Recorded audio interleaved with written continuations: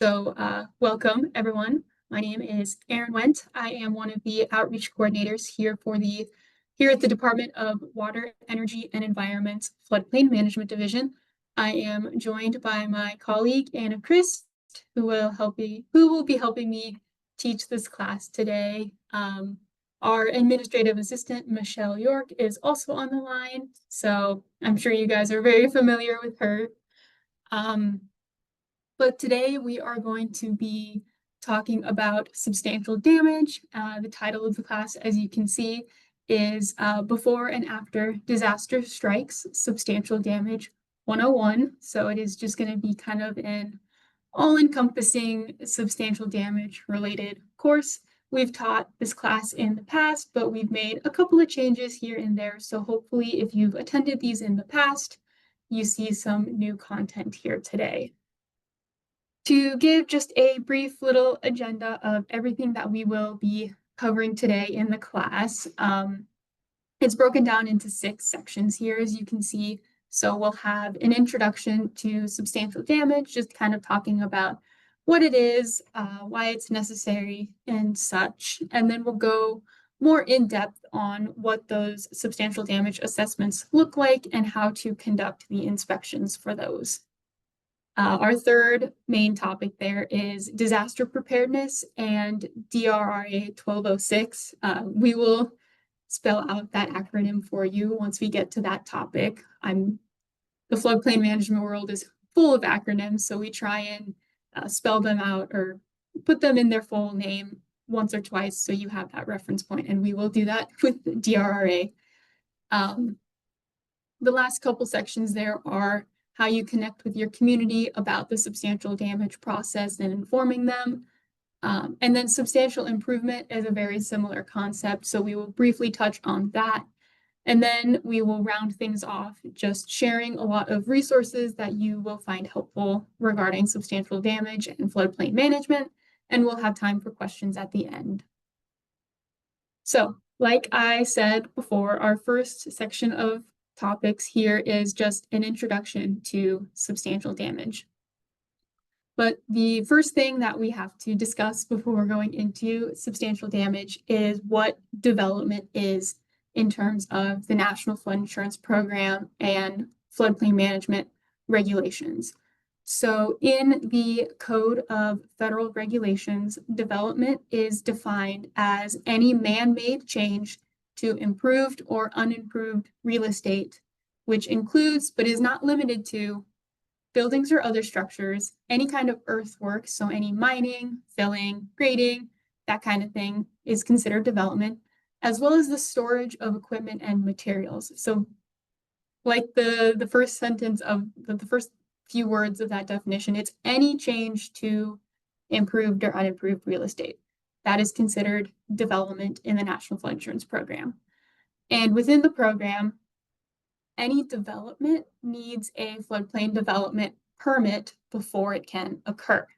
So that bottom paragraph there is just explaining that a floodplain development permit is required before any development, construction, or substantial improvement occurs on that piece of real estate, which also includes the placement of manufactured homes. That is also considered development. Now, in terms of substantial damage, any damage, repair, work, or activity in the floodplain to existing structures that are there is considered development, because again, going back to that definition, it's any change to real estate, whether it's improved real estate or unimproved. Just any change to it is considered development. And any development needs a floodplain development permit before work can begin.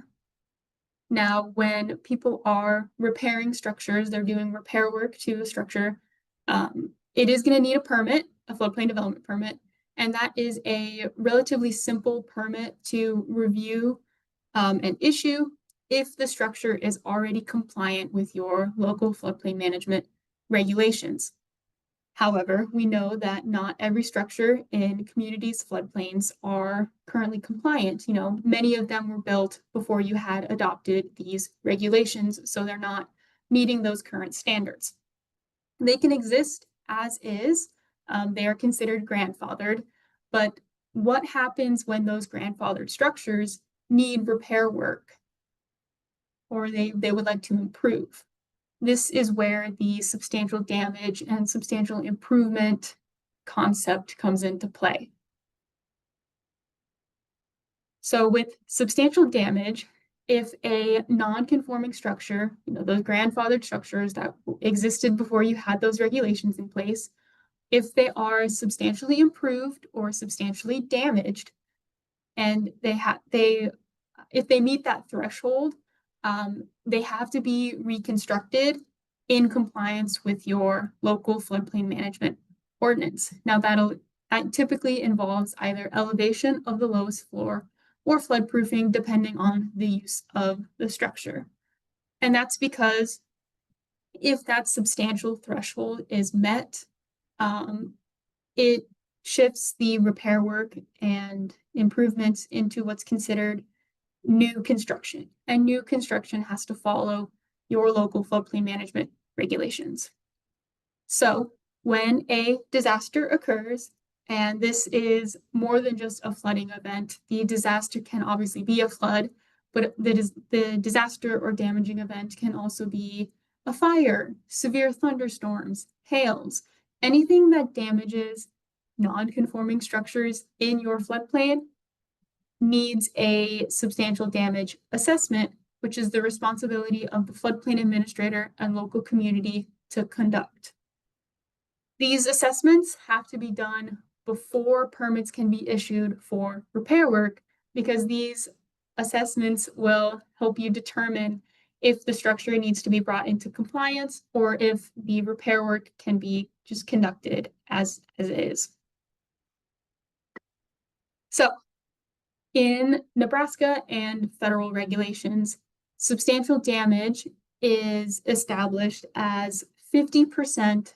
So if the repair work to the structure is going to cost 50% or more of the structure's pre-damage market value, it is considered substantial.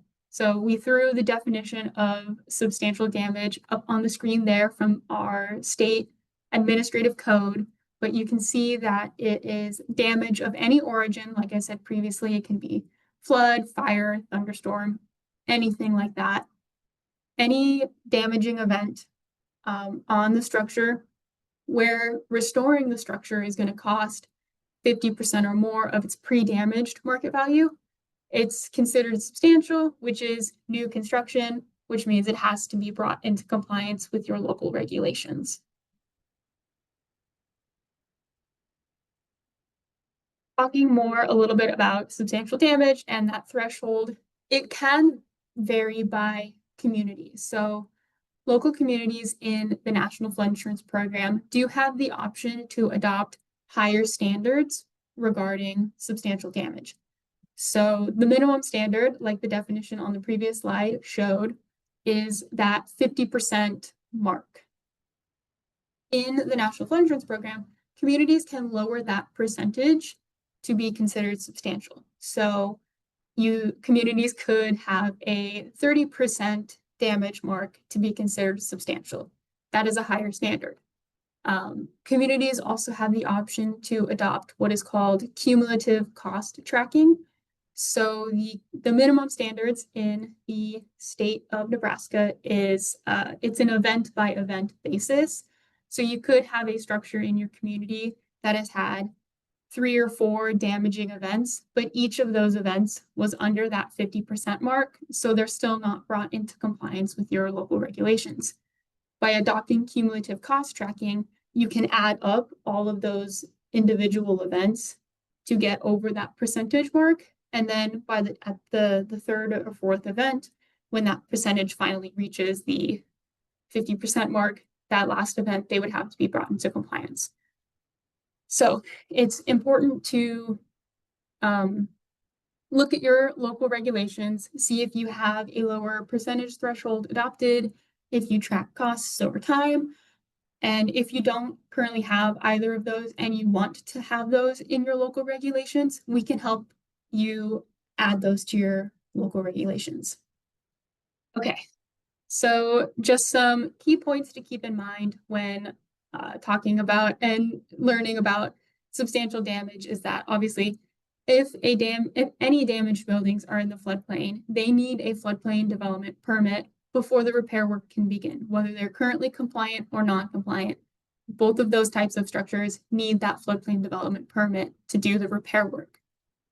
But if the building is currently non-conforming with your regulations and they are considered substantially damaged, that is when they need to include in their repair work scope that they are going to bring it into compliance with your regulations because it is considered new construction once they hit that substantial threshold mark.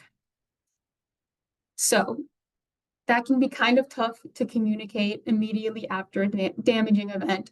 So we highly recommend that you start planning for these now in these blue sky days to avoid headaches and potential violations in the future because people just aren't aware of the requirements. So you can start telling them about it now before something happens so they are aware when the time comes. Because I'm sure, as many of you are aware, after a disaster or a damaging event, people are going to want to repair their homes and structures as soon as possible. So having them know the right steps and the right process to follow through will just help streamline and keep everybody in a good place when you have to do all of these inspections and assessments potentially. So why is this process necessary? Why do you have to know about substantial damage and conduct these inspections? Well, obviously the big one is it is established in federal and state law for communities that are participating in the National Flood Insurance Program. But that's not the only reason this is a necessary process. By going through these assessments and conducting and bringing structures into compliance with your local regulations, it is going to reduce the number of flood-prone structures because they are being built, they're being brought into a safer space. That also is going to reduce the risk of continued losses, which in turn also improves your community resiliency over time because you're facing less losses when floods do come in because people are protecting their structures from the flooding. And records that you maintain as the local government and the local floodplain administrator can help protect unsuspecting buyers of flood-prone properties. We've seen this in the past, but sometimes people would rather sell their damaged home rather than repair it themselves. And by selling it, it puts the burden of compliance on the new owner.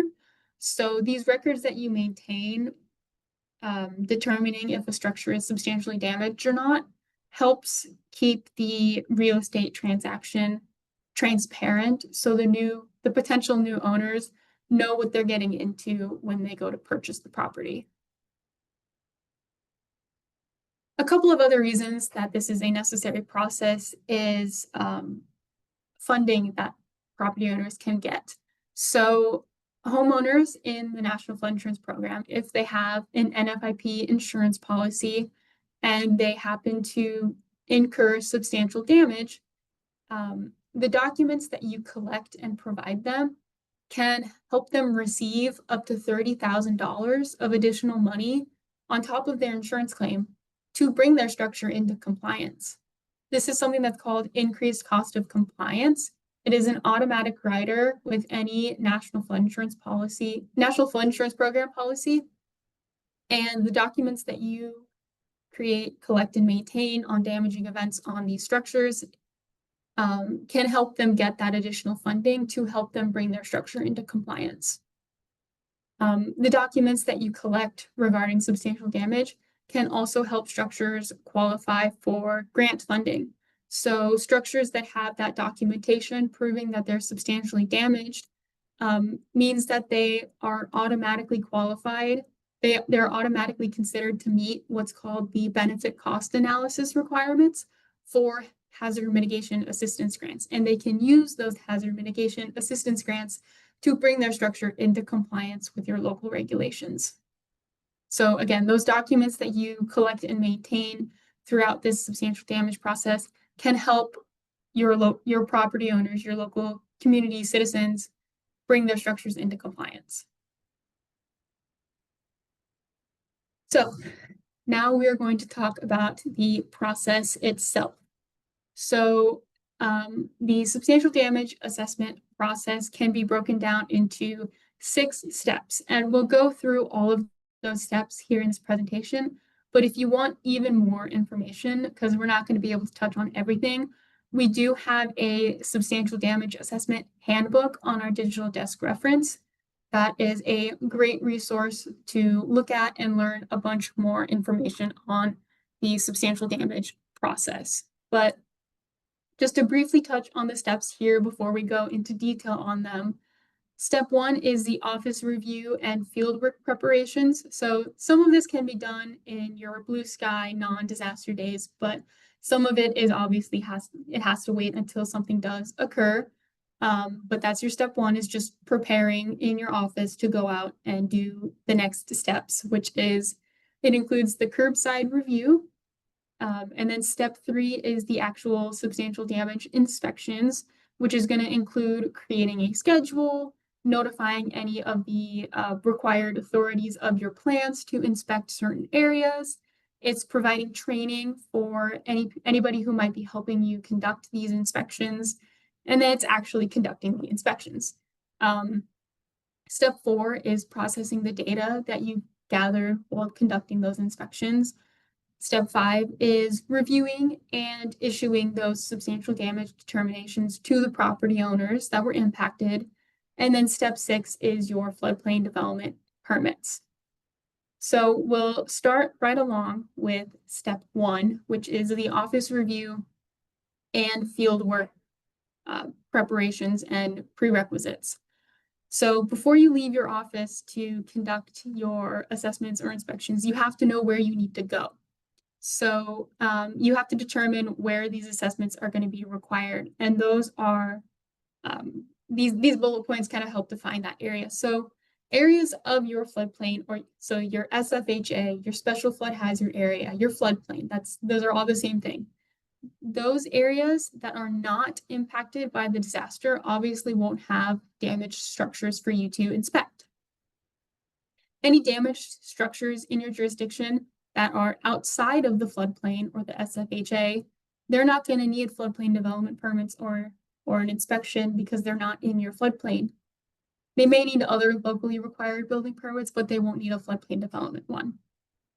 And then any structures that are currently in compliance with your local ordinance, they won't need a substantial damage assessment, but they will need a floodplain development permit. So the image on the screen there is just kind of a visualization of how you break down what structures need an inspection. You're going to want to make sure it's in your jurisdiction, it's in your floodplain, and it was in the damaged area. This is kind of another illustration of breaking down what structure needs a substantial damage assessment. So again, you're going to want to make sure it's within your jurisdiction. It is within your floodplain. It is within the damaged area and incurred damage, and it is currently non-conforming with your local regulations. So all of those things combined means it's going to need an inspection and substantial damage assessment. This visualization is in our substantial damage handbook as well if you want to open that up and review it again. This is also another way to kind of visualize if you need to conduct a substantial damage assessment on a structure, just a little flow chart to ask questions. So you'll ask yourself, is it in your floodplain? If it's not in your floodplain, it doesn't need a floodplain development permit and it doesn't need that substantial damage inspection. If it is in your floodplain, you're going to want to make sure if it is currently compliant or non-compliant with your current ordinance. If it's currently compliant, it doesn't need the assessment, but it will need a permit. If it's not compliant, that is when the substantial damage process comes into play, and you'll have to conduct an inspection and determine the percent damaged. If it is determined to be, not be substantially damaged, it's still going to need a permit to conduct the repair work needed, but they don't have to do the additional work to bring it into compliance. If it is substantially damaged, obviously, again, they're going to need a floodplain development permit, and the scope of work within that permit has to include information about bringing the structure into compliance with your local regulations. Now, that pink box there is a good thing to keep in mind if you are a community that has a floodway identified. As we discussed before, rebuilding a substantially damaged structure is considered new construction. And if you happen to have a floodway identified in your jurisdiction and there are existing structures there, existing residences there to be specific, if those existing residences are damaged in your floodway and incur substantial damage, they are not allowed to reconstruct it where it is. New structures for human habitation are prohibited in the state of Nebraska.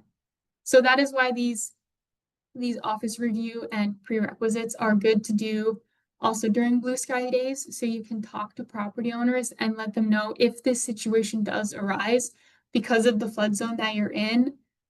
These are some of the requirements or restrictions on the property.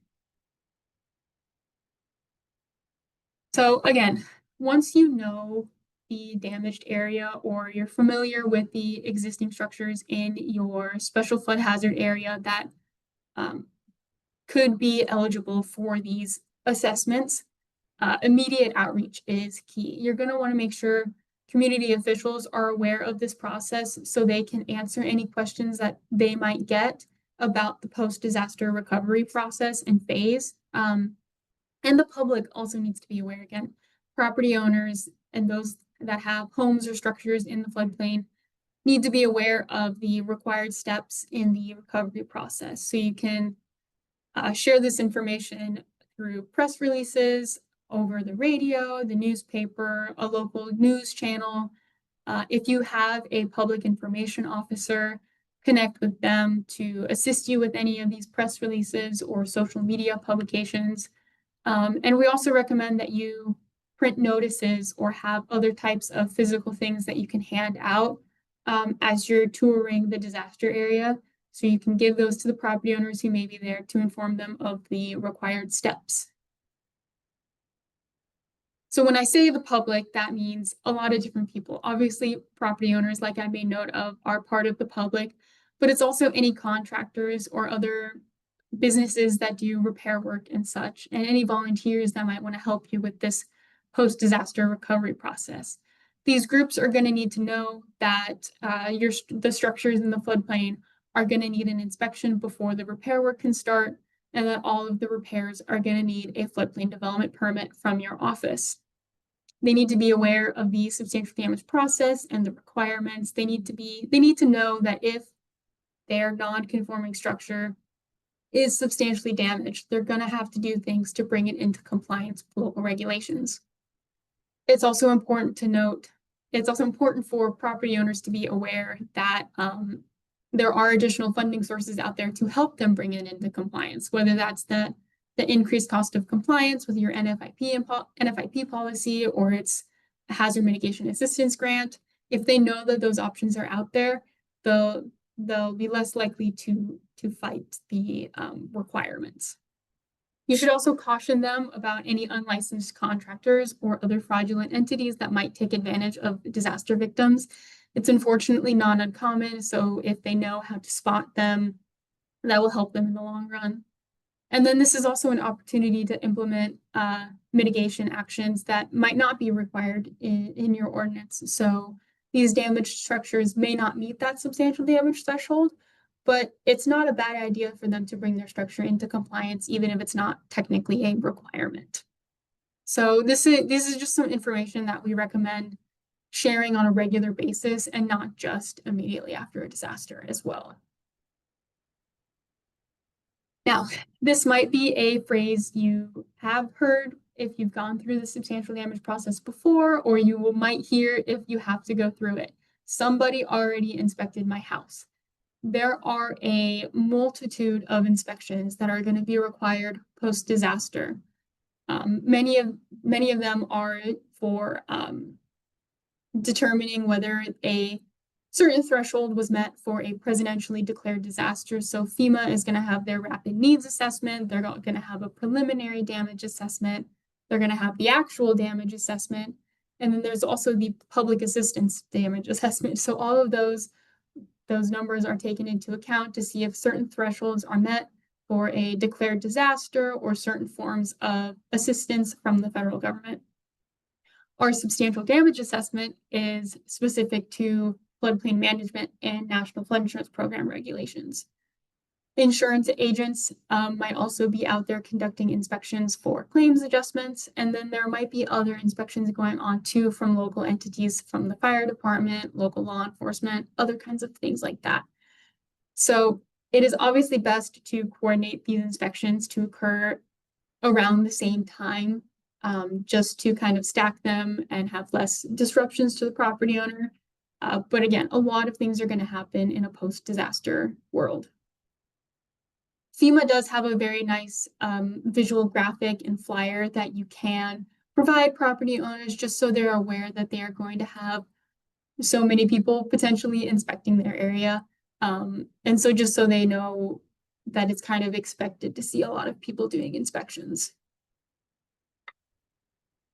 All right, step 2 is the curbside review. So if there is an incident command set up for the disaster in your larger scenarios, obviously you're going to want to talk to the emergency manager there just to let them know you're going to be going through the disaster area.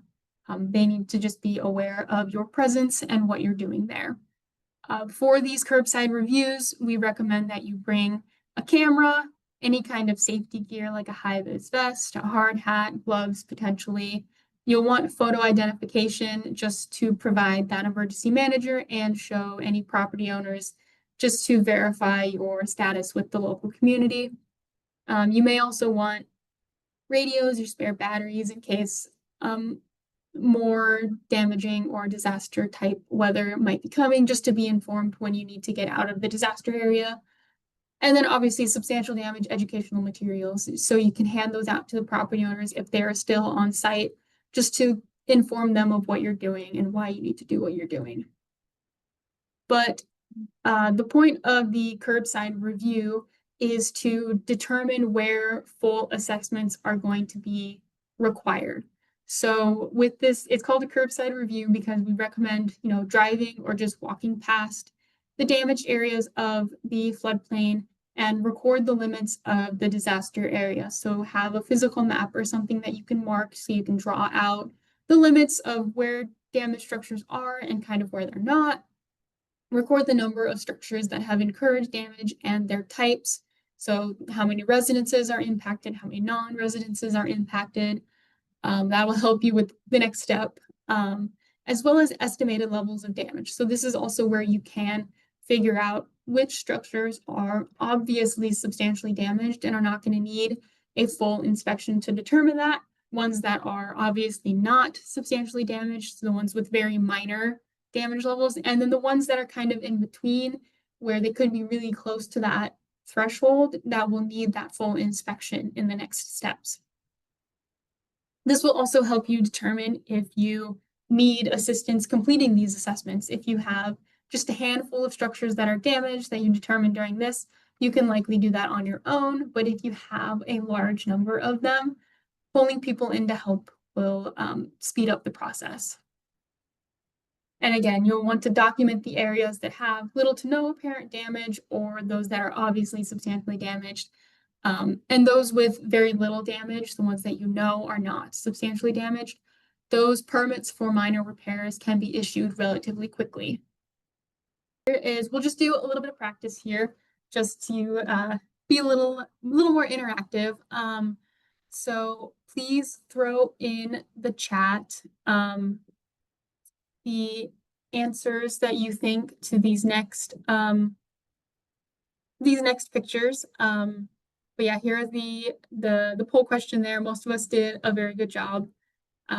But on the next portion here, it's just going to be pictures. So throw in the chat if you think it's going to need a substantial damage assessment or an inspection or not. So here's the first example structure. Is it going to need a substantial damage assessment? Just throw a yes or no in the chat on what you think, and then we'll talk about it.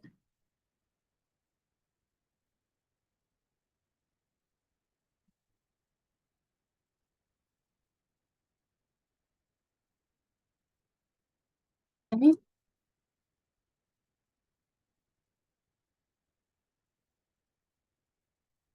All right, so general consensus is no, and that is correct.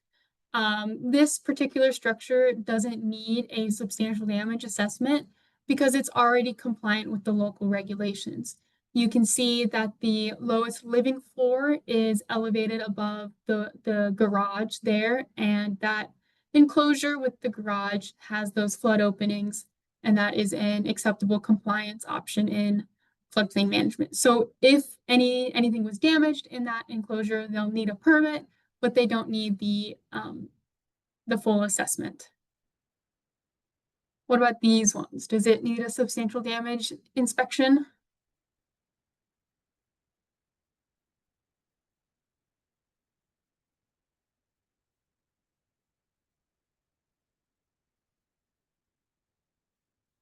Yes, yeah. If it is in the special flood hazard area, yeah, it is going to need, these are going to need inspections. And these are something that we're not going to go too in depth on, but something called a representative inspection can happen here because these are all very similar. These structures are all very similar. Most of them incurred a similar level of damage, except for the one on the very back there. That one's a little bit more damaged than the front two. But yes, we would recommend that these ones get an assessment. What about this one? Does this one need an inspection?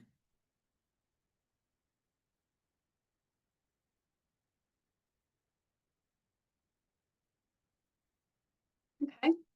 This one is a little tricky.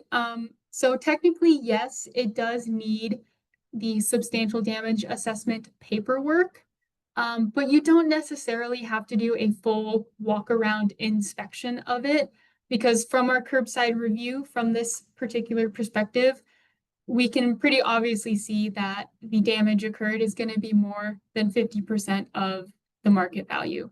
So it'll need the assessment paperwork, but it won't need the inspection. A little bit of a distinction there. All right, what about this one? Does it need a full inspection?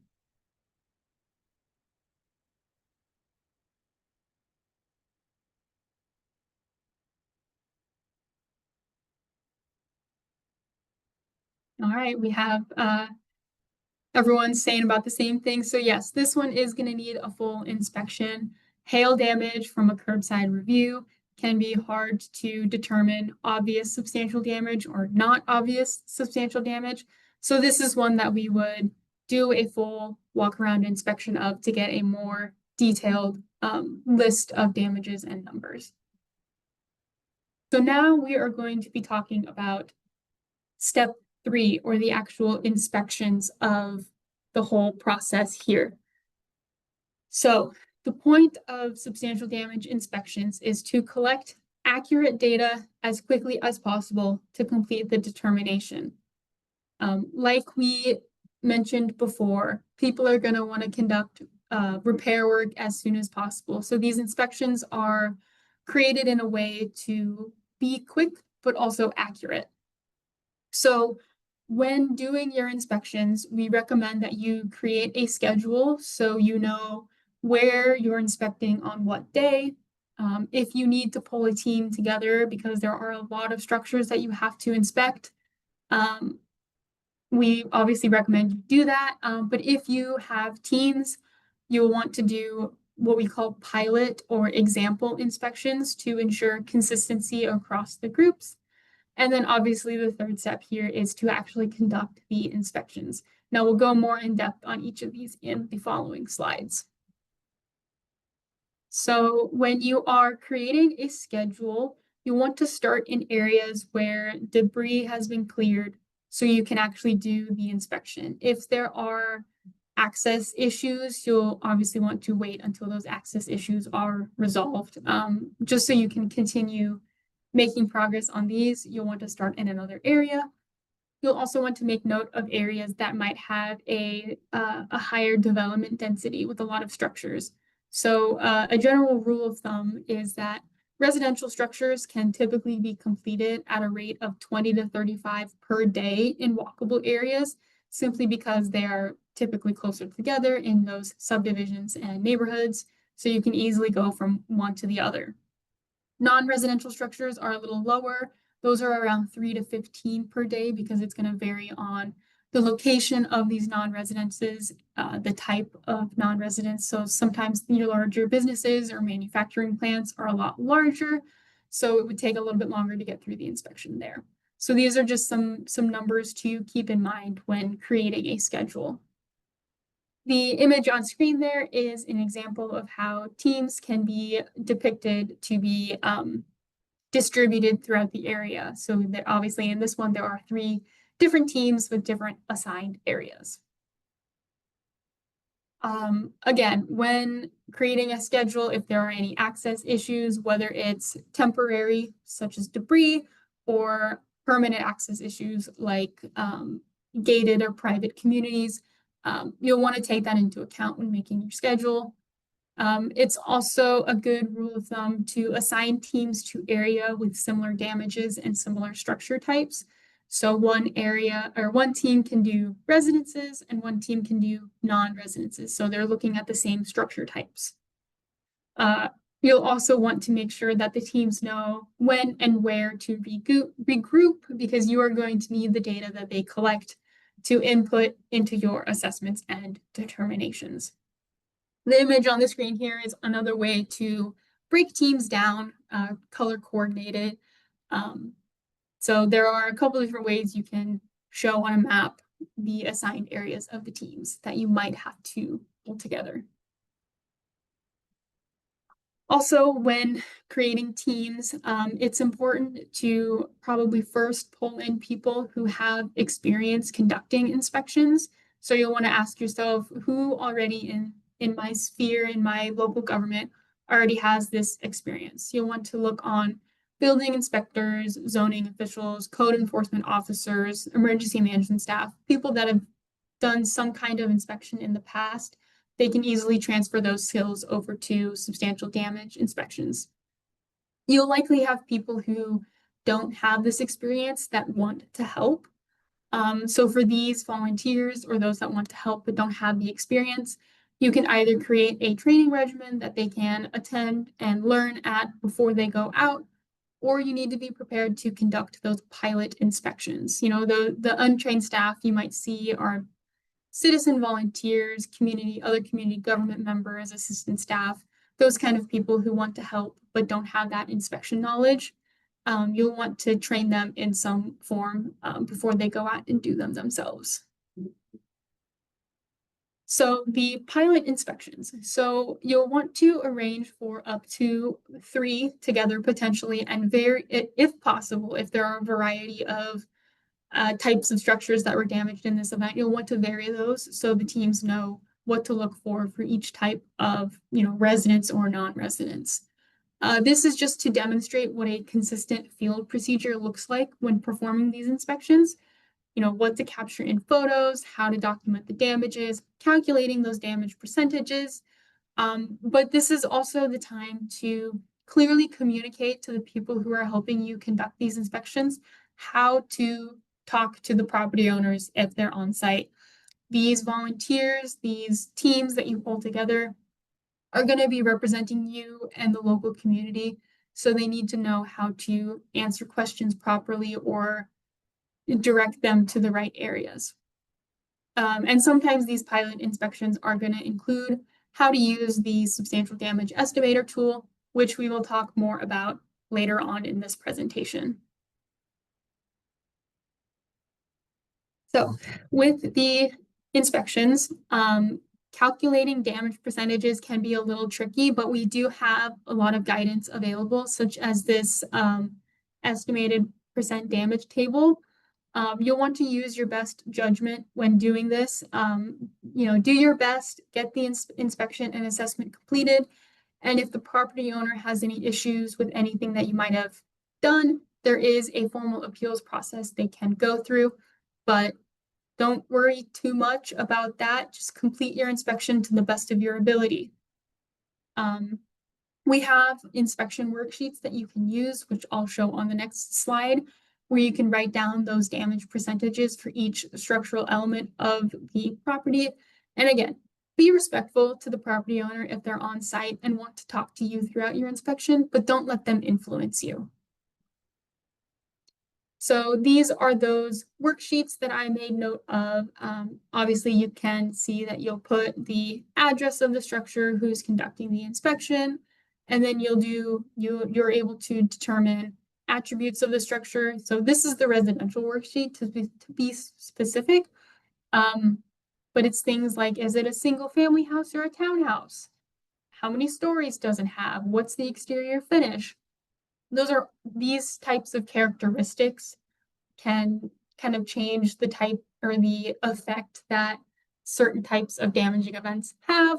So you'll just want to make note of all of that before moving into the element percentages section on that one on the right, which is where you'll put those percent damage for each of those elements.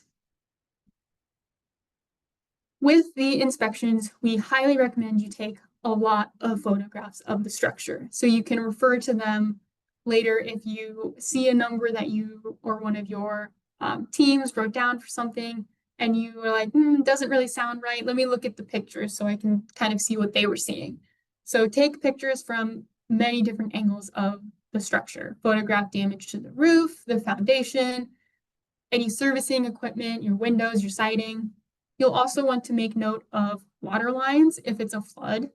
The percent damage tables that I showed a couple slides ago have descriptions and guidance based on how high the water got on the first floor to help you kind of determine a percentage damage. So that's why noting that is important. But it's also so you can take up close photos of the structure, but you also want to step back to see the bigger picture. See if there's a sagging roof line, if the foundation shifted, things like that. So you'll want to get a lot of perspectives from further away as well as up close perspectives of the damage. So these are another couple pictures to kind of show what some good practices are when taking photos for substantial damage assessments. You might have a lot of structures, and in order to break them up in your camera roll so they don't get mixed, so the structures don't get mixed up and you can't remember which picture goes with which address, the first picture of every structure that you take, we highly recommend what you see on the left there, which is the structure in the background, so you can see what it looks like, but the address as well. So it breaks up the previous structure to the new structure. And then the one on the right shows that foundation damage that you can really only see if you kind of step back. So again, these are just a couple examples of what photos should look like when you're doing these inspections. So for the most part, substantial damage inspections and your assessment can be completed completely from the exterior. There aren't very many instances where you'll have to enter the structure, but it sometimes is necessary to get a more detailed picture, depending on the damaging event. So if you need to enter the structure, you'll have to notify the property owner and request permission. We always recommend talking with your legal counsel to see what your right of entry protections are. But if access to the interior of the structure you're not able to do that, it's not approved, you don't have those right protections, do the best you can from the information and damage you see from the exterior. If you are able to enter the structure, please use caution. Damaged structures might have structural deficiencies, so please use your best judgment. Any personal protective equipment, please wear that if you are entering a damaged structure. All right, step 4 is processing the field data. We recommend using FEMA's substantial damage estimator tool, but there are other tools that do very similar things out there, but we will specifically be speaking on this tool because it's free and anyone can use, and it was made specifically for the substantial damage process. It is an offline tool that you download and it's stored locally. Only you can see that information. And it is basically a calculator. It takes the field data percentages that you input for each structural item, and it creates a damage percentage calculation based on all those numbers that you throw in. It can also create summary reports that you can provide to the property owner to show them the numbers that you got from your inspections. So establishing a percent damage is a little math equation. So you'll take the cost to repair the structure to its pre-damaged condition, divide it by the pre-damaged market value of the structure, and multiply it by 100 to get that percentage. So an example here is a $25,000 repair cost and a $250,000 market value structure. You conduct that calculation, it's the repair cost is 10% of the market value, so it's not substantially damaged. So market value, like the question we got earlier in the presentation. So market value can typically come from three sources. There is the tax assessed value, the professionally appraised value, and an estimated value using a geographically adjusted base cost, which is the cost per square foot to construct a building. We typically recommend you go off the tax assessed value as it is the fastest to obtain and you can conduct those inspections quicker. But those other ones are an option. We just recommend that you are consistent throughout all of your inspections by using the same market value. And if the property owner wants to appeal that number, they can do so later down the line after you've completed your assessment. And just to throw that key term out there, market value is typically defined as the price the seller is willing to accept and the price the buyer is willing to pay on an open market and arm's length transaction. Similarly, a cost to repair, that number can also come from three different sources. That is either the calculated repair cost using the substantial damage estimator tool, which again is the fastest to obtain.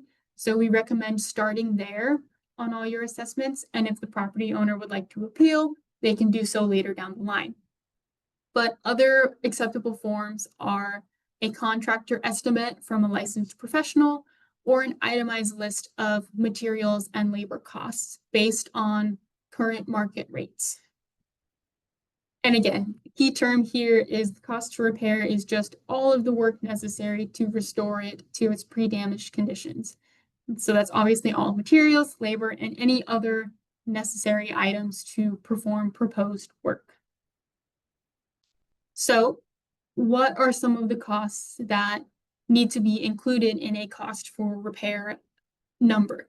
So that's going to include the market rate of materials and labor, even if the labor or materials are going to be volunteered or free, the market rate of them has to be considered in the cost.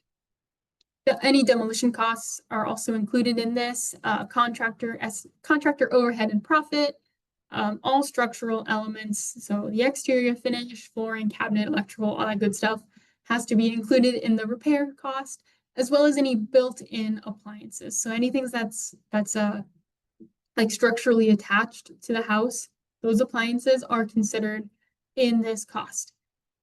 The other types of appliances that you see in houses like plug-in appliances are in the excluded list. So other excluded items are things like trash removal, temporary stabilization, any survey or engineer costs, any permit or inspection fees, and then any correction of any, and then the correction of any pre-existing health, safety, or sanitary code violations are also excluded from substantial damage cost repairs.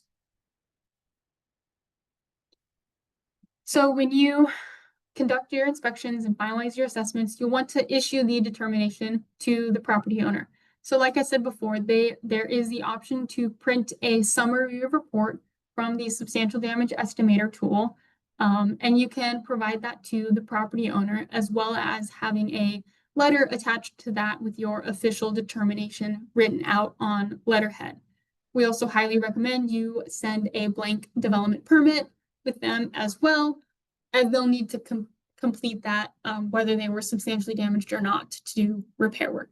And again, these are items that are required of the property owner to get those funding opportunities, that increased cost of compliance or other mitigation funding. They need this documentation from you to obtain that. So again, the determination letters that you give the property owner is going to have the date of the event, the percent damaged, and the fair market value that you used to determine that, your contact information, appeals procedures that the property owner can go through if they want to go down that route. And you have to specifically use the term substantial damage in order for them to qualify for that funding that I talked about in the last slide. And then step 6 in the substantial damage process is obviously the permitting process. So you're going to want to review the permit applications of the structures that need repair for any appeals to your cost estimates, any additional work that could be proposed. So if they want to redo any rooms or convert any rooms, the cost to do that has to be added into your determination if they're doing it at the same time as the repair work.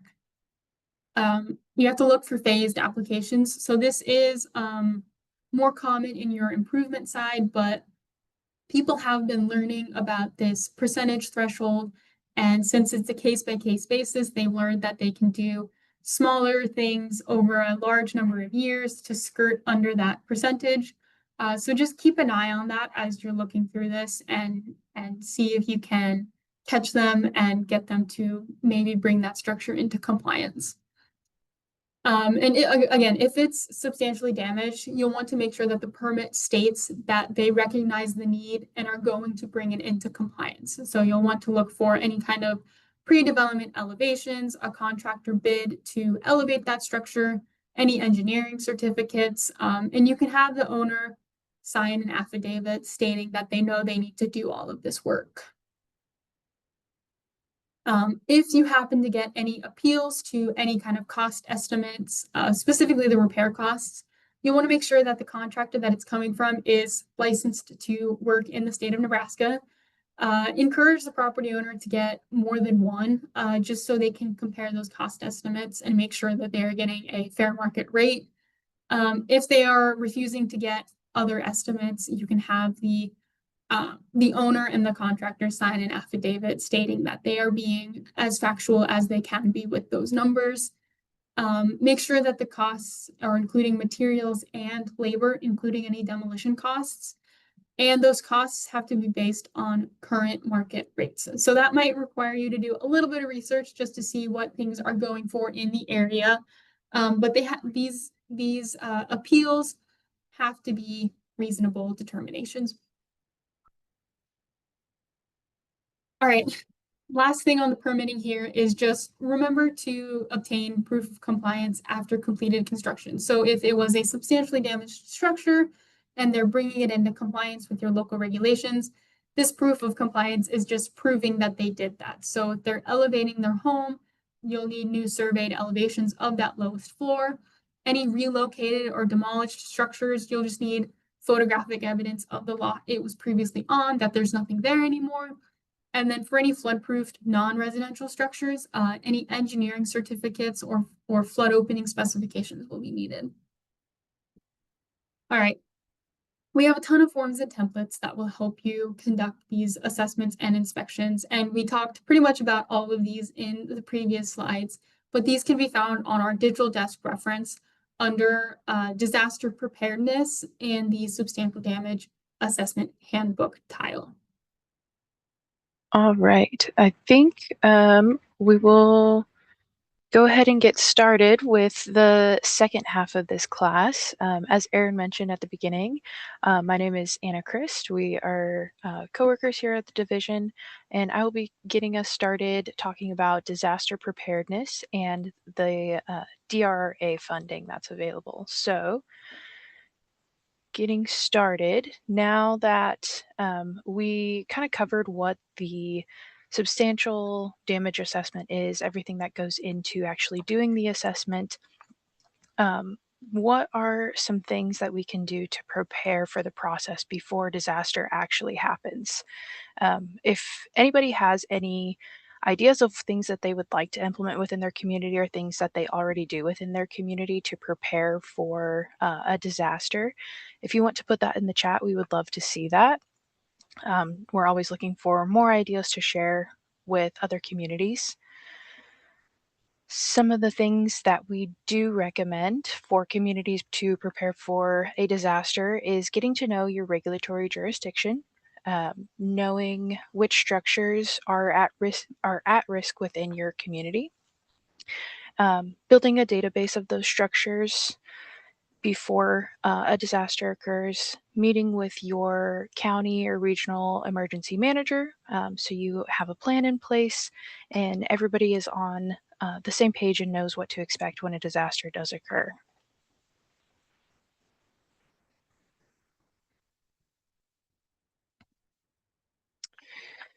All right, so for knowing your hazard zones, it's important as the floodplain administrator to be able to answer the following questions when talking about your community's jurisdiction. So knowing your jurisdictional boundaries, if your community has an extraterritorial jurisdiction, if you have annexed or adopted any areas into your boundaries, it's important to stay up to date on that and know what areas you are responsible for. Knowing where your jurisdiction special flood hazard area is located. So knowing your floodplain maps, what kind of zones you have, where those boundaries lie, and then knowing what structures exist within those floodplain boundaries. So knowing if the number of structures that exist within those boundaries, what kind of structures are there, if they're residential, non-residential, and then knowing if they are currently compliant with your ordinance is super important. There are a couple different places where you can find information to all those questions. If you have printed firm panels, you can look on that specifically for your community's floodplain boundaries. Otherwise, our interactive map does show community boundaries as well as the special flood hazard area. And there are different map layers that you can interlay to show what kind of structures are currently there or what kind of development is going on, which we will kind of go into a little bit. But you can also find some of this information on FEMA's Map Service Center. And on FEMA's Map Service Center, you can find some of the information that's not as easily acquired on our maps, such as historical firm panels, any letters of map amendments or letters of map revisions. If you have paper firms, you can get like large printable panels, view those on FEMA's Map Service Center. And then there's also the Fermit construction. So you could, by going to these different places, you can get different information and different viewpoints of your actual maps. If you do want to use our interactive map, if you go to any search engine and go to our website, which is dwee.nebraska.gov/floodplain, you can go toggle on the interactive map on the side panel there, and it'll take you to this page that you're seeing on the screen. And the interactive map that you'll want to use is the first map that shows up there. It is outlined in yellow. Once you get to that interactive map and open it up, you can search a specific address, you can search your community, you can search the legal description, so the section, township, range, or just zoom into a location. But that's how you can use our interactive map to find a specific area that you're looking for. We do have, I believe, a couple of trainings that go into a little bit of a detail on how to use our interactive map and using that when you're doing assessments or BFE determinations.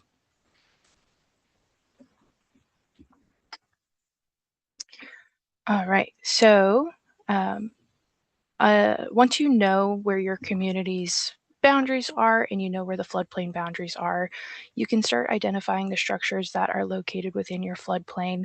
It's important to take the time to identify what structures are there so that you know how much time is it's going to take in order to do your substantial damage assessment process, how many volunteers you're going to need, and what compliance actions you'll need if a structure is substantially damaged. So creating an inventory of these structures before it happens can really help set you up for success and take a lot of time off your plate once a disaster does actually occur within the floodplain. This is something that we can assist with if you do request it from us. We can help create that inventory database setting it up so that you can use the substantial damage estimator 3.0 tool, which we'll talk about in the next couple slides, to create that pre disaster database. We did this for about 15 communities this past year, and we're hoping to do it for a few more this upcoming year. So if that's something that you're interested in, please reach out to us and we can talk further about that.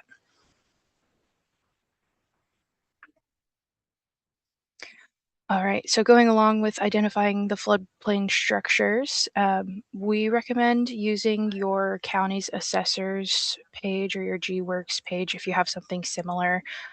You can use that to find a lot of the information that will be needed if you are going to use the Substantial Damage Estimator 3.0 tool. You can create a list of properties and pull it all into an Excel sheet. If you are missing any information or kind of struggling to find what you need, your assessor's office might be able to help as well. But this typically works best if your GIS page has a floodplain layer that you can toggle on, so you can see what exactly falls within the floodplain boundaries without having to jump back and forth. You can find some downloadable floodplain layers on FEMA's Map Service Center if you need to as well.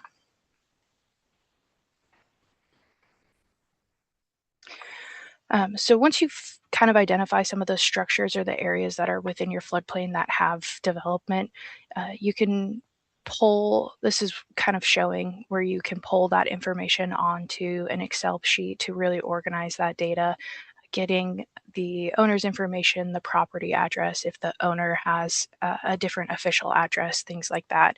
But gathering that information, sorting it out so that you can put it into a template and into the 3.0 tool. So the template that I just mentioned, you can find on our website on our digital desk reference. It looks like the image that you can see on the right, where it's kind of an Excel sheet format where there are different columns that have require different information. The owner's information, phone number, the address of the actual property. It goes into more detail like that. And one thing about this template is that it breaks down the information that is actually required for creating that data set in the SDE 3.0 tool. Some of the information is optional and some is just recommended that is needed, but there are some pieces of information that are specifically required in order to put it into the tool. And it's also important to note when using this tool to not leave any of the cells blank. If there's a column that you're just not using, one of the optional or recommended ones that you're not putting information into, you want to either put in like NA or delete the column so that there doesn't cause any issues when you do go to upload it into the tool.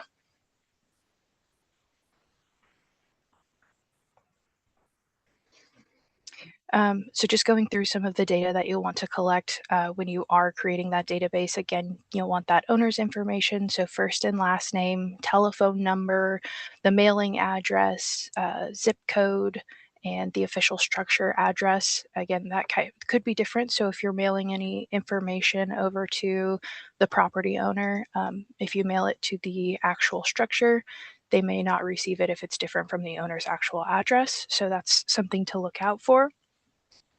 And then information about the structure, you'll want to know the date of construction, the type and number of units that are on the property. So if there is a house and then several accessory structures, or if it's a townhouse situation where there are a number of different residential structures on the property, you'll want to know all of that information.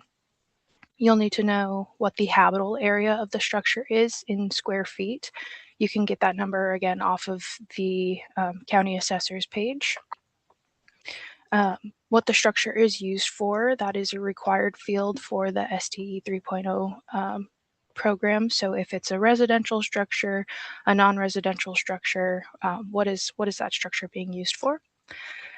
The number of stories of the structure, the construction type, if it's a wood frame, masonry, things like that, the foundation type, what the exterior material type is, if it's vinyl siding, brick veneer, that will go in and affect your assessment.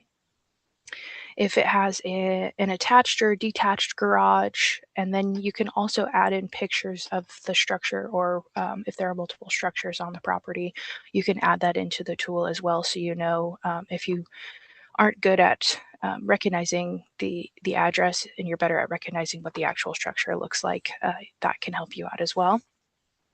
And then the adjusted tax assessed value of the structure. So just some of the general information that you'll want to collect. And then this is what the Substantial Damage Estimator 3.0 tool looks like. You can find this by going to that link at the top, www.fema.gov, and searching SDE 3.0. It is a program that you can download locally onto your laptop computer, and everything is saved locally. So anything that you put into the system, only you will be able to see and have access to. Nobody's going to come in and start looking through the work that you're doing or the information that you're putting in there. It's just for you to use and to be able to create that local database. So don't have any fears about putting anything wrong or putting information into this, but it's just there to allow you to track those properties that are within your floodplain. And then it will help you calculate that substantial damage estimate data based on the inspection that you did. So you'll take what Aaron taught you, going out and doing the curbside review and doing the official inspection. Those numbers that you find, you'll take that worksheet, bring it back and insert those numbers into this tool. And based off of the information that you provide and the assessed value that is in there, it will give you a percentage on if it's meets that 50% threshold, if it's lower or higher. One thing to note is if you get a percentage that is either at that 50% or close to that 50% mark, you'll want to go back and really look at the numbers that you put in to make sure that you are giving them the most accurate information and determination possible. But this tool can really help you out with that. We do have in August a virtual training that will really give a deep dive into this SE 3.0 tool, how to create that, fill out that template, how to insert everything, import it into this tool, and create that database. So if you are interested in that, that will be coming up in August. All right, so next we'll kind of go into a little bit of about the DRA 1206. So this is the Disaster Recovery Reform Act, Section 1206 policy. This isn't something that comes around a whole lot here in Nebraska, just because it is triggered by a presidential disaster declaration. Um, when this declaration does get issued, preliminary damage assessments must be completed. So either way, you're going to have to go out and do those damage assessments and keep all of that documentation and paperwork, so that people can get be eligible and get these um, cost assistance. So um, this declaration allows for reimbursement for eligible costs related to the NFIP and building code compliance post-disaster. You can find this document, I believe Michelle put it in the chat already, so there's more information about specifics, but eligible costs kind of include updates to regulations, permitting work not related to the disaster, or ineligible costs would be updates to regulations, permitting not related to the disaster event, and land use planning. So we'll get into more of on the next slide what eligible costs look like and what this funding can be used for. So this funding can be used for things like costs associated with hiring temporary workers or overtime for budgeted employees. So if you need to hire additional help to do things like substantial damage assessments, that can help with this funding can help with that. Travel costs and accommodations for extra hires, vehicle usage for substantial damage assessments. So going out, driving around and doing those actual assessments. Materials for conducting the substantial damage assessments, so clipboards, pens, pencils, notebooks, highlighters, things like that.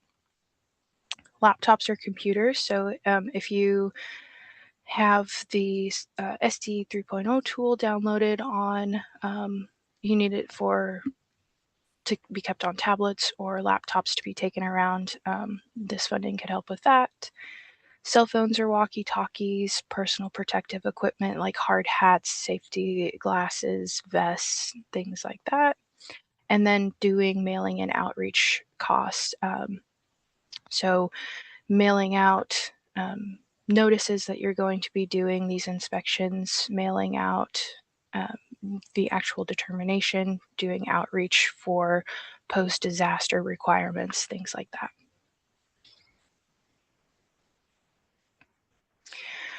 So to be eligible for this type of funding, it has to be a community or a official body that is responsible for posting and enforcing building codes that actually applies for this funding.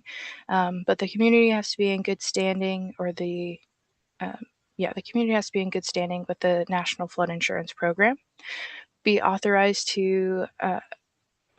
for assistance under a major disaster declaration. Again, it comes from that, and it gets triggered by that initial presidential disaster declaration. Be legally responsible for administering and enforcing adopted building codes and floodplain management regulations.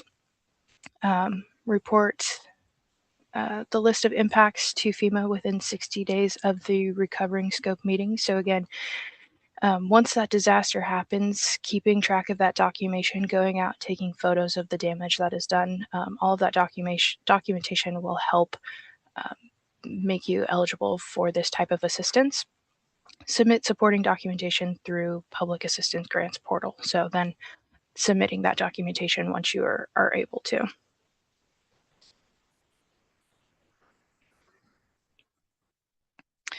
Some additional requirements. There is a time limit, so any work has to be completed within 180 days after the major disaster declaration is actually issued. Any revenue that is collected as part of the process will be deducted from the application. So if there's any fees or fines that are issued for permits, things like that, that can be deducted from the application. Documentation record keeping is crucial for reimbursement. So make sure that you're keeping track of everything that is going on as soon as the disaster occurs. The disaster declaration might not come until months after the event that qualifies for it. So making sure that you're keeping up with that documentation, even if you are not sure if this funding is going to become available, it very well could be. So you want to make sure that you have everything documented and kept official in case it does become eligible at a later date. And then federal cost share. Eligible costs are reimbursed at the permanent work cost share application to the disaster, which is typically 75 or 90%. All right, so next we'll be going into connecting with your community, something again that you should be doing before disaster actually occurs, making sure everybody is on the same page for the requirements and things that need to take place when an event does happen. So connecting with your community, substantial damage and the requirements for rebuilding after disaster happens shouldn't be something that is discussed for the first time after disaster has already occurred.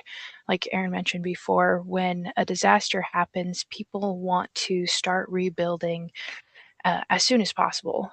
You'll see contractors and people coming in looking for work the next day after a disaster occurs. So making sure that people know the requirements and know that they have to have an assessment done and get a floodplain development permit before any work can start is essential for keeping your community compliant with floodplain regulations. So you should be talking to property owners, community leadership, realtors, surveyors, contractors, or builders within your community, and your local emergency management. So everybody knows they're aware of what the process looks like, what is required of them. And there's no misinformation out there that could lead to a potential violation within your floodplain.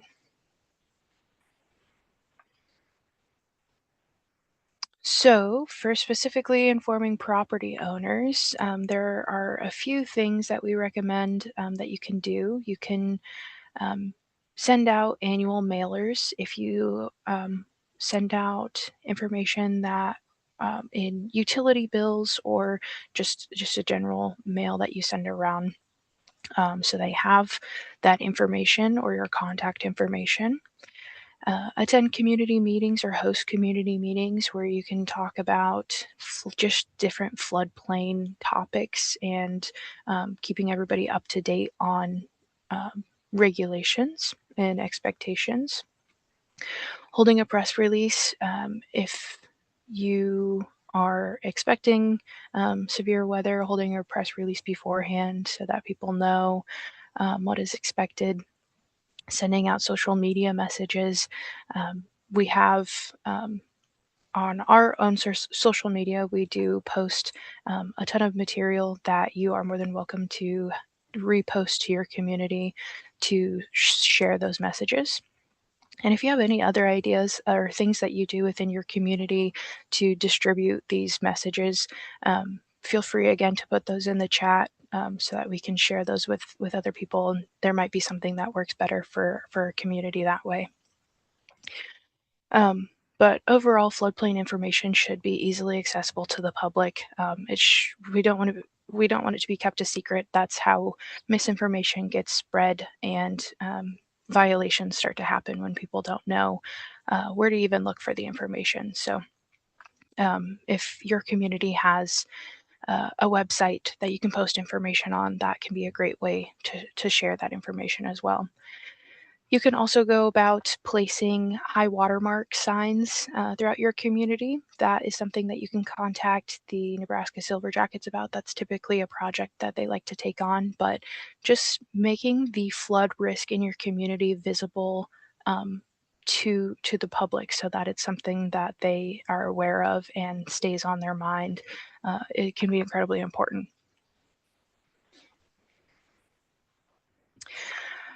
And then once after an event occurs, you also need to stay in touch and inform property owners. You want to make sure that you are available and that your contact information is readily available so they know who you are, that you're the person they need to contact, and you can kind of start those conversations on how to repair after a disaster occurs.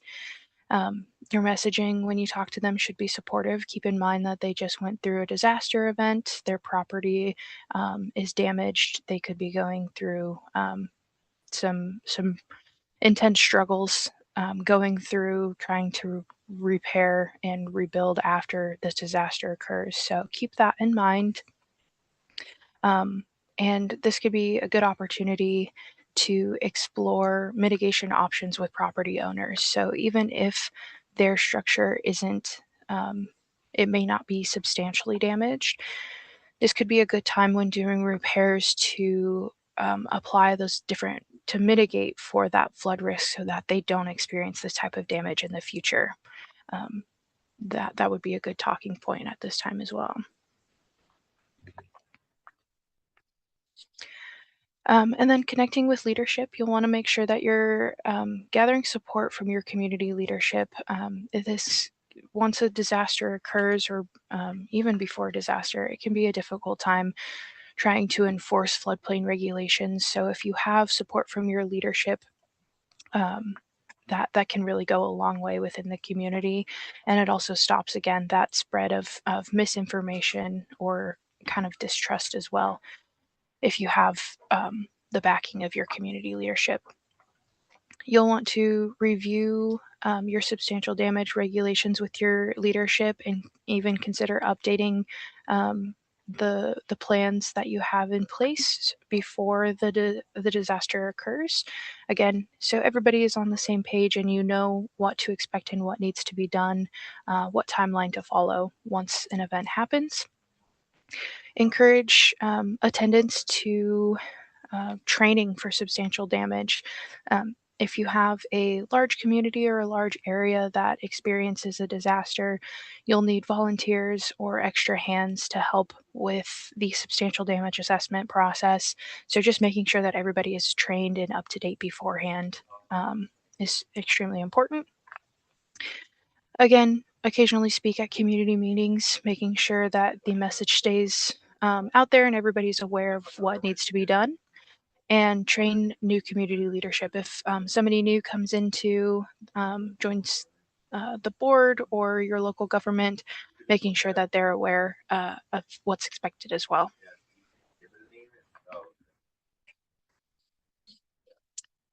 When you are talking with your leadership about floodplain regulations, it's also a good time before disaster occurs to discuss adopting higher standards for new construction. Our new model ordinance at the end of it comes with a guide to optional and higher standards. There's a ton of different language in there that you can plug directly into the ordinance to adopt safer standards for your community. An example of this is higher freeboard requirements. So the Nebraska standard for freeboard is 1 foot above the base flood elevation. But this is actually one of the number one ways to reduce flood damage is by elevating higher.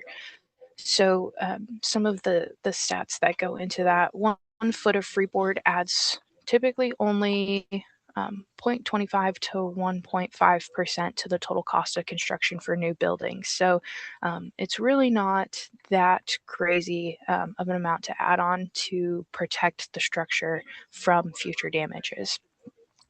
Communities that spend more money on resilience save around $7 for every $1 that is spent. Property owners save around 20% per year on their flood insurance cost with 1 foot of freeboard. And the cost for additional freeboard, on average, it pays for itself within the first 5 to 10 years of the structure's lifetime through reduced damages and insurance costs. So even though mitigation before damage occurs may seem more expensive upfront, it could save the property owner or the community a ton of money in the long run by just avoiding the damages and the repair process altogether. So where to start? I guess the most important thing is to just have a good understanding of the National Flood Insurance Program, why your community is a part of it, and why you are enforcing these regulations.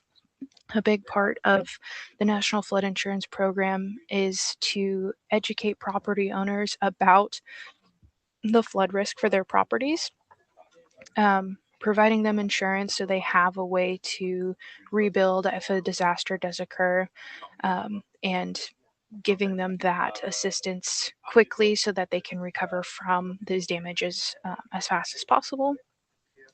Mitigating the future flood loss, so building a safer community in general, and then reducing the personal and community costs of disaster. Really um, building up that community to reduce the loss of life and property all around so that everybody is in a safer, better situation.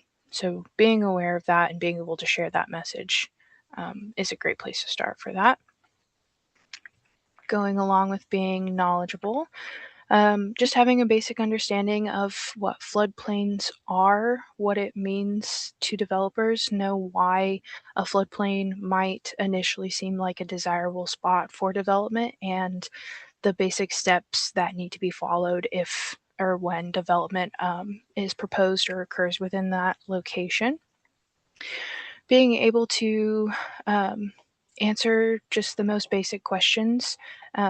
As the floodplain administrator, you are the first stop for any information about the floodplains and the regulations. So, just being more comfortable providing that basic information will help build trust and rapport within your community. And just remember, know the three basic legs of the NFIP: the flood insurance aspect, the mapping aspect, and then the floodplain regulations, and knowing how they all come together and work together to form and create the whole program.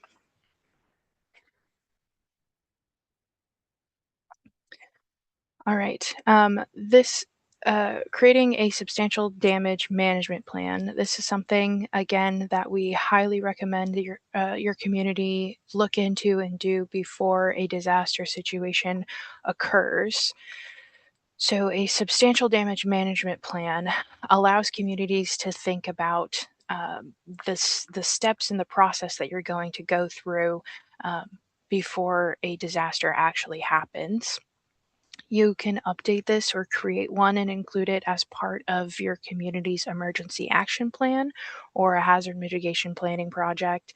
Um, Again, it's going to really set up the specific steps and timelines that your community is going to go through um, if a disaster happens before it happens. There is a template that is available. Michelle put that in the chat already that you can use.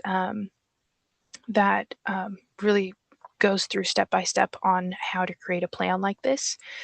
It is focused more so for communities that are in the community rating system program, um, but it's for anybody to use. If your community is not part of the CRS program, you don't have to follow each step that is within this template, but there's the steps are there still there if you want to follow them.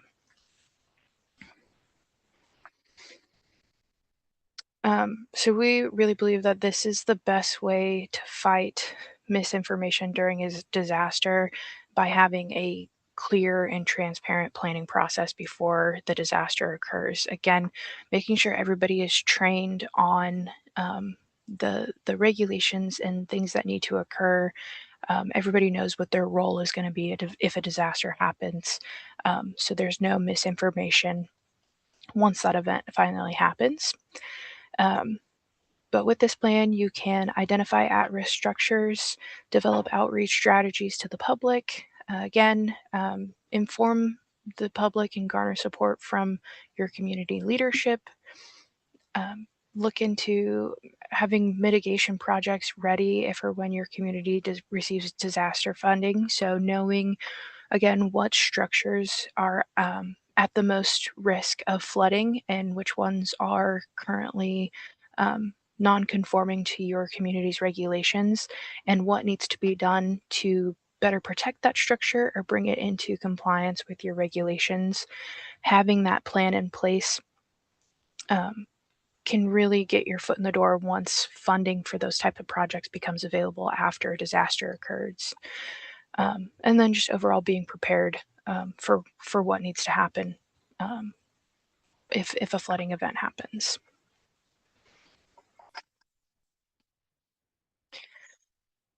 So if your community does create a substantial damage management plan, this plan needs to be maintained and updated on a regular basis. If your community has other plans, again, a hazard mitigation plan or an emergency plan um, that has an updated timeline when things need to be managed, maintained, and updated, you can follow that similar timeline within your community.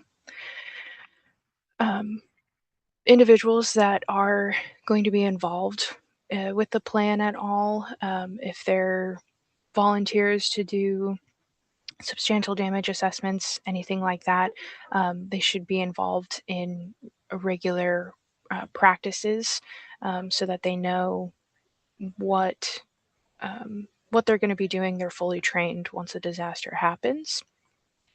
And then you should, again, coordinate exercises and have your database ready as part of this plan before disaster occurs.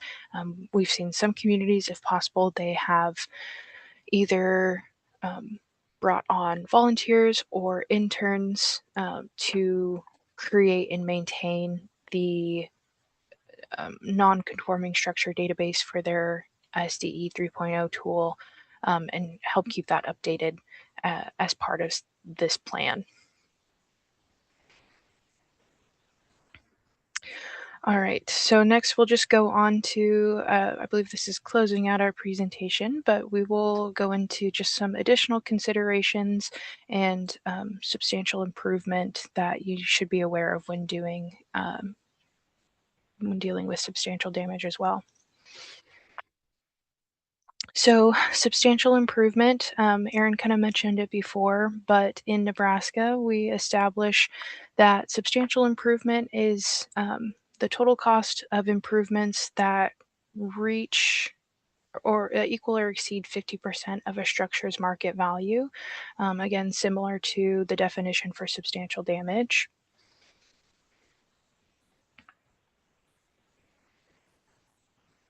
So it's important to keep substantial improvement in mind when dealing with substantial damage, because if a structure does get damaged and people have to do repairs, improvements are often tacked alongside that, or shortly after the repairs are done. So you may have to be doing substantial improvement costs along with substantial damage assessments.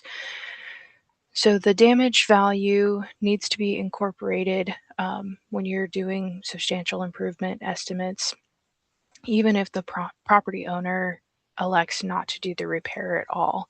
Remember, the definition of substantial damage includes all costs to return the structure to pre-damage condition, regardless of the work performed. So even if they're not planning on doing the repairs, you'll need to take that cost into account when dealing with additional improvements. And you'll want to watch out for phased improvement or consecutive permit applications that are coming through. A lot of the times people will try to get around the substantial improvement requirement by doing work in phases and keeping the costs down.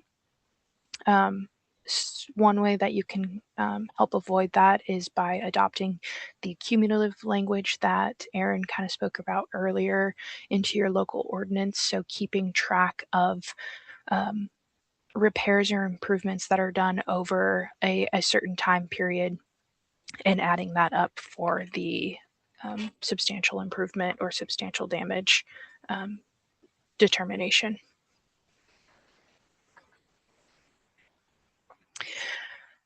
So then going through and reviewing the improvement costs, you can find, again, forms. You can use the substantial damage form that you used for both the substantial damage and the substantial improvement calculations. You'll want to have the property owner go through and review what costs are supposed to be included or not included within a substantial improvement estimation, and they will need to provide a cost estimate form of what the project will actually cost. And that will help ensure consistency and accuracy when you're doing determinations like this.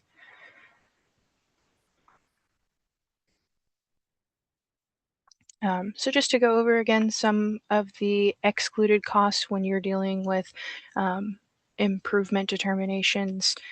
Again, trash removal, temporary stabilization of the structure, permit fees or survey costs, landscaping, sidewalk repair, anything that doesn't change the actual structure, correcting health and safety codes, and then non-built-in appliances are not included.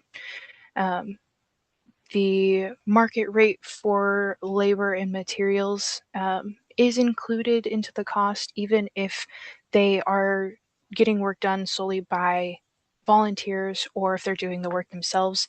The market rate for the labor and materials would still need to be included in that cost determination.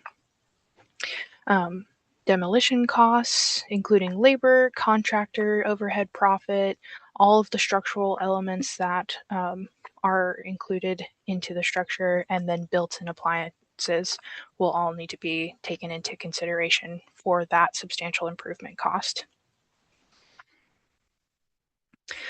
And then we will go through some of the resources that are available. Like I mentioned, we have our new model ordinance that is available for communities' use.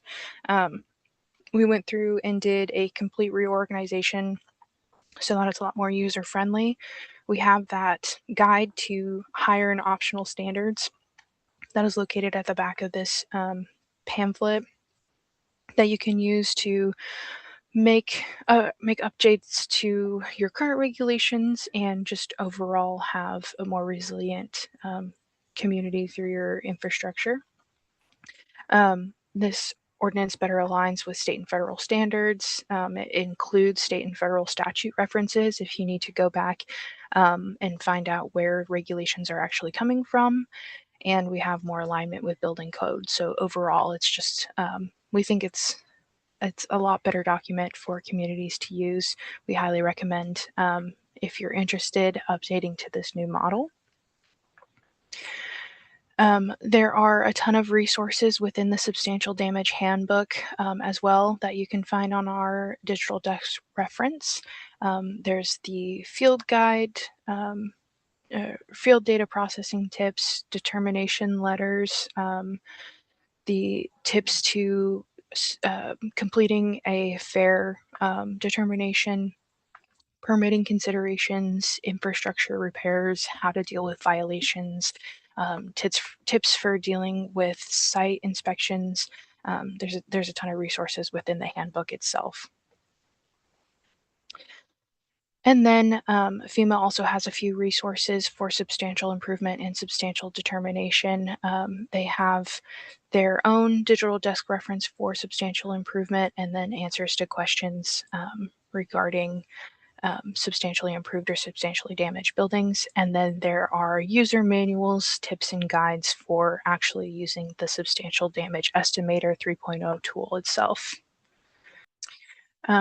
As always, if you want to follow us on social media, we try to send out a bunch of information regarding floodplain management updates or things to be aware of that you are more than welcome to take and reshare to your community members. So you can follow us on any of these sites. But that is all we have for our presentation today. We will stick around for a little bit if anybody has any additional questions, but thank you all again for attending and hope you have a good rest of your day.